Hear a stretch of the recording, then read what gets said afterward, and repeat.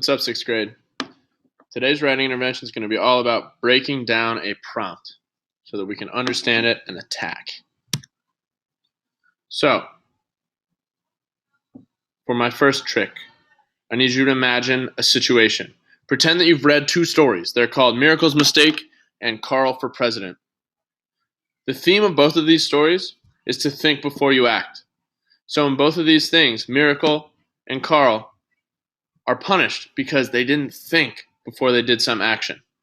Doesn't matter what the stories are, because we're just going to be breaking down the prompt asking us about them. Here's the prompt.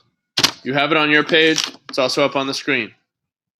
You have read Miracle's Mistake and Carl for President. Write an essay that identifies a similar theme in each text and compares and contrasts the approaches each text uses to develop this theme. Be sure to support your response with evidence from both texts. So this is exactly the kind of prompt we're going to be seeing in writing at the end of this week about the text that we're reading in class this week. Also, it's the same prompt you're going to be seeing on your benchmark next week. So we got to practice. How are we going to attack it? What are we going to do? Here's the first step. What you're going to do is box the main goal of the prompt. That means, what is the one main thing you need to be paying attention to while you're reading? The one main component. Second, circle any action words. So that means words that tell you to do something. So when I'm thinking about action words, I think of things like analyze, like construct, like identify. Any words that correspond to you having to actually write something. Circle those words and then underline the object of those action words. So, for example, I see identifies. So I know that I'm going to be identifying something. So I'm going to circle that, and then I'm going to underline a similar theme because that's what I need to identify. All right. I did that for you for that one. Now mark up the rest of the prompt. Box the main goal, circle action words, underline the object. Do not skip the slide until you're done. Go. Great job. Let's check our work. This is what your paper should look like. I've circled identifies, underlined a similar theme, just like I did earlier. And then I saw that theme, that's the main thing that we're going to be writing about, the main thing we have to look at in both of these stories. So put a box around that. This is an essay about theme. Then I saw compares and contrasts. That's another action that I'm going to have to do, so I circled it. Then underlined the approaches each text uses to develop this theme. So the ways that the text does this. So if your paper doesn't look like this, make it look like this right now. Good.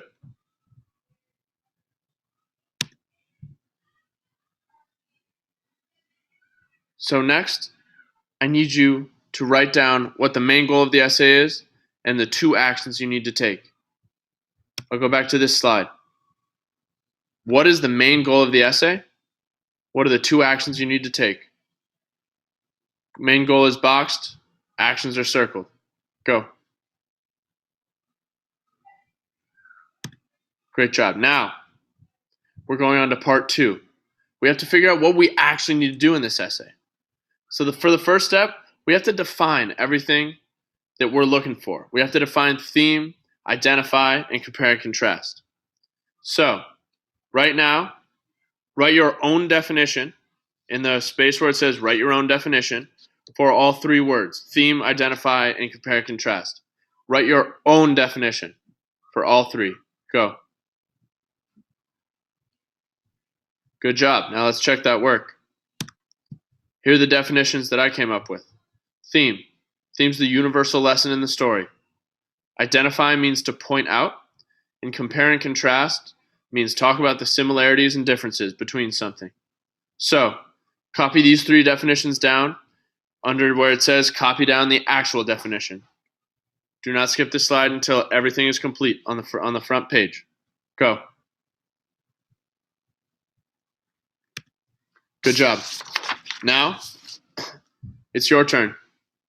you're going to break down this prompt. We know the main components of the prompt, and we know what these words mean. So now we're going to write in our own words what this prompt is asking us to do. The reason we do this is we need to know exactly what we're doing going into writing our essay. So in at least 2 sentences, reword the prompt that you have down on your page on the back side in your own words. What do you have to do, and how do you have to do it? This is your last piece of the day. This is really what we're looking for. This is where we bring everything together. Don't skip this slide until you've done it. Go. Great job, 6th grade.